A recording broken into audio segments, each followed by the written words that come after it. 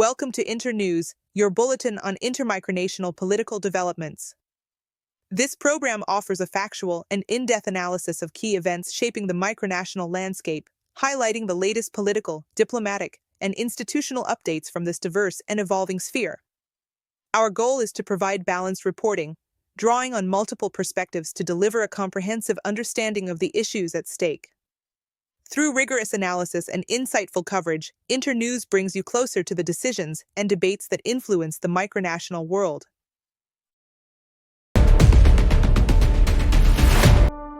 Registrations are now open for MicroCon 2025, a biennial summit gathering micronationalists from around the world. This edition will take place in Montreal, Quebec, marking the second time the event has been held in Canada. Organizers say it will offer a unique experience blending diplomacy, culture, and community. Our correspondent reports from Saint-Eustache, where preparations are already underway. MicroCon 2025 will be hosted by three micronations: the Aerican Empire, the Newgraviate of Saint-Castin, and the Principality of Sancratosia. This is the first time three nations have come together to organize the event. The summit will be held at the Ruby Foo's Hotel, located in the Côte-de-Neige neighborhood of Montreal. The choice of venue, organizers say, is meant to provide a central and accessible location for attendees. The hotel is well connected to the city's transport network and offers a space for discussions, presentations, and social events. Princess Chloe of Sancratosia, one of the event's co-organizers, explains what makes this MicroCon special. So MicroCon 2025 will be in Montreal, Canada from June 28th to June 30th. And it's going to be at the Ruby Foo's Hotel. It's going to be a nice MicroCon. It's the first bilingual MicroCon, so both French and English will be the official languages of the event. MicroCon is widely regarded as the premier event for micronationalists, individuals who create and lead self-declared microstates, often as a mix of political simulation and social experiment. Participants discuss governance, international relations, and cultural identity, while also engaging in ceremonies and informal gatherings. This year's event will also mark the 10th anniversary of MicroCon, with a special celebration planned. Montreal is really interesting because it has a really European spirit, but it has the North American amenities. So for people who are either from Europe or North America will find their pleasure in Montreal. It's a multicultural city with a lot of great restaurants and food. It's a nice city that is really interconnected in public transport. It's also quite accessible by car. There's an airport 20 minutes from MicroCon, but it's really easy to get downtown Montreal from that airport. So it's really a nice corner piece of North America where you're not too far from Europe, you're not too far from the rest of the continent. It's really a nice place to be. In addition to the main conference, attendees will have the opportunity to join a guided tour of the city, led by Princess Chloe, a former tour guide at Montreal's Olympic Stadium. The itinerary also includes a micronational quiz night, social gatherings, and the traditional gala dinner.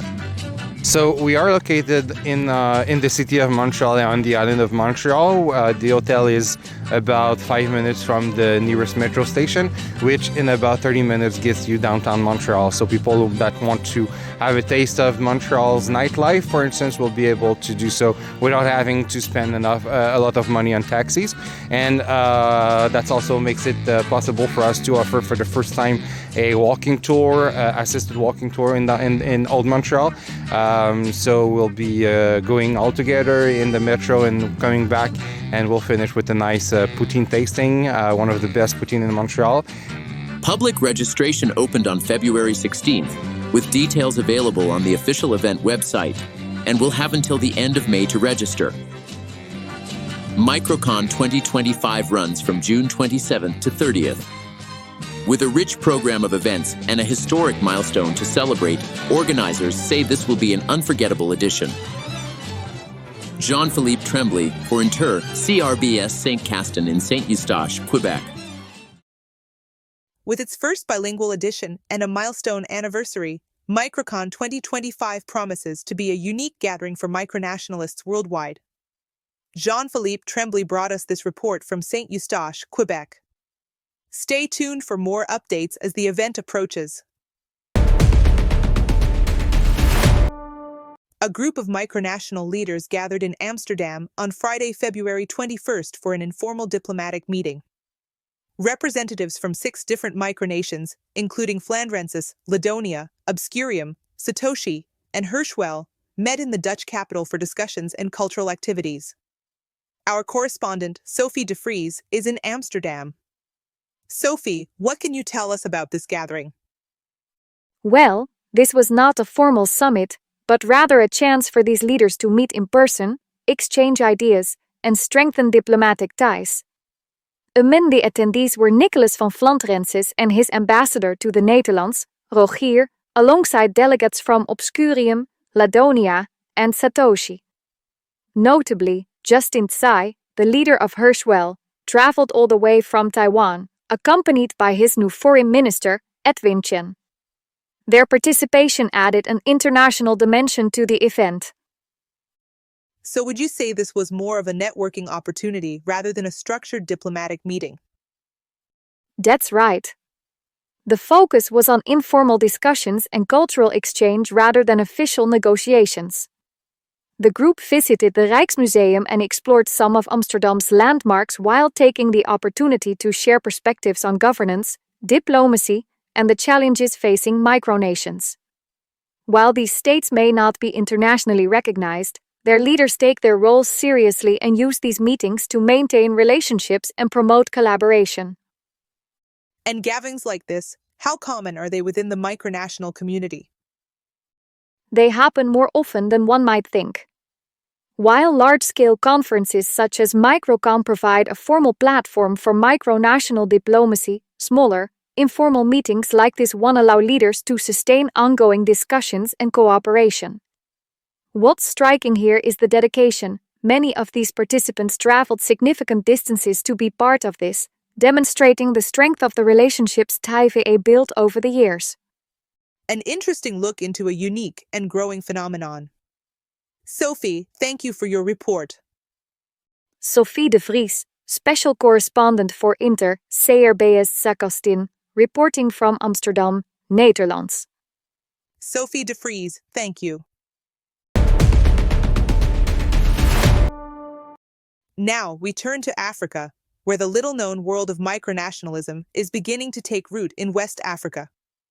While micronations have historically been associated with Europe and North America, a growing movement is emerging on the continent, bringing together various microstates in a structured framework. We now go to our special correspondent for INTR, CRBS Saint-Castin in Abidjan, Côte d'Ivoire, Mamadou Diallo, for more details. On Saturday, December 28, 2024, the Republic of Toubak, a French-speaking micronation located within Côte d'Ivoire, witnessed a key moment in its political history. Sila Abubakar was officially inaugurated as the new president of Toubak after winning the election on December 22nd. The swearing-in ceremony, held in the nation's capital, was attended by high-ranking officials, government representatives, and members of civil society. In his inaugural address, President Sila pledged to uphold the Constitution, safeguard national integrity, and improve the well-being of the people. He also emphasized unity and sustainable development as key pillars of his administration. Outgoing President Bakayoko Vakaloba used the occasion to express gratitude and highlight the democratic transition, reinforcing the political stability of Toubak within the broader micronational landscape. Micronations, often considered symbolic or experimental states, vary widely in their structure and purpose. While some are created for ideological or political expression, others focus on cultural preservation or governance models. The West African Micronational Union is one such organization that seeks to bring together emerging micronations in the region. During an extraordinary summit on December 15th, the Principality of Baobabs became the latest member to join the West African Micronational Union.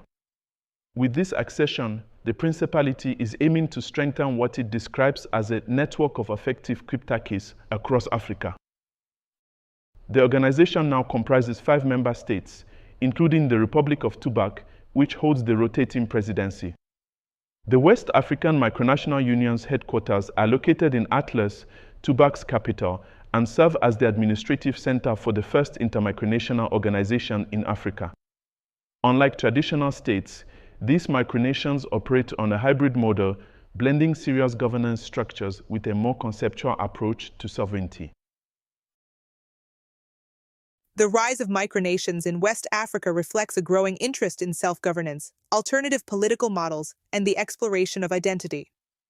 Whether through digital platforms or physical enclaves, these microstates continue to shape discussions on governance, autonomy, and cultural heritage. The West African Micronational Union's member states represent a diverse range of governance styles. While most operate on a symbolic level, they have attracted increasing attention from those interested in experimental governance and regional cooperation. With the Republic of Tubac assuming a leadership role in West African micronationalism, the question remains, could this movement gain broader recognition, or will it remain a niche diplomatic and political experiment? One thing is certain, micronationalism in Africa is no longer just an abstract concept, but an evolving reality. Mamadou Diallo, Micronational African News Agency for INTR, CRBS Saint-Castin, Abidjan, Côte d'Ivoire. That was Mamadou Diallo reporting from Abidjan in Côte d'Ivoire on the growing micronational scene in West Africa.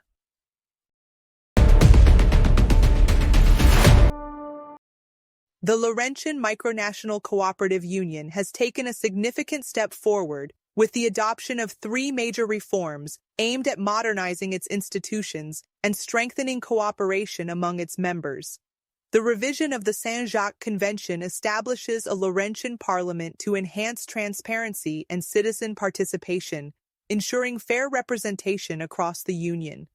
The Square Dorchester Agreement formalizes the creation of the Laurentian Monetary Authority, tasked with overseeing the Piastre Zone. This new body will regulate the common currency, conduct regular audits, and manage a stabilization fund to support economic resilience. Meanwhile, the Beauharnois Pact outlines the gradual integration of Sancratosia into the Piastre Zone, allowing the Principality to benefit from the shared currency while receiving logistical support from existing members.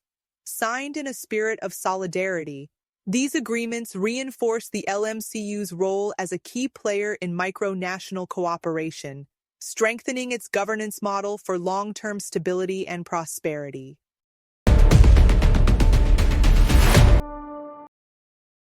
The Laurentian Micronational Cooperative Union, or LMCU, has taken a significant cultural step with the adoption of its official anthem, Laurentian Land.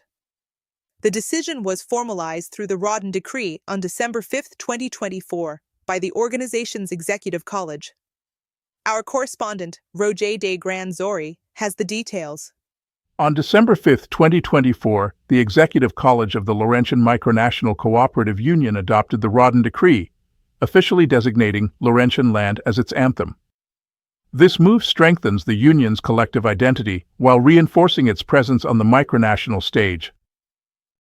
Since its founding in 2022 through the Saguenay Convention, initially as a monetary union, the LMCU has expanded its scope. The 2023 Saint-Jacques Convention formalized economic, cultural, and environmental cooperation, and its recent amendment on November 17 further solidified these goals.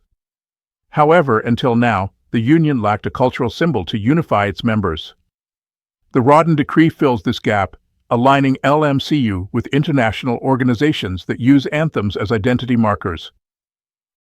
Laurentian Land originates from a 19th-century piece by Isidore Bedard, arranged by Theodore Frederick Molt. Once a key cultural symbol in the Laurentian region, its revival reflects an effort to preserve and modernize historical heritage. Dominique de Saints, Minister-President of Saint-Castin, composed the lyrics in French, English, and a bilingual version, emphasizing linguistic inclusion and shared values. Adopted amid ongoing structural debates within the LMCU, the anthem serves as both a unifying force and an integration tool for prospective members. With the upcoming accession of a new state, Laurentian Land is positioned to symbolize unity and cooperation, reinforcing the Union's stability and vision. By embracing a tradition seen in major international institutions, the LMCU strengthens its cultural foundation.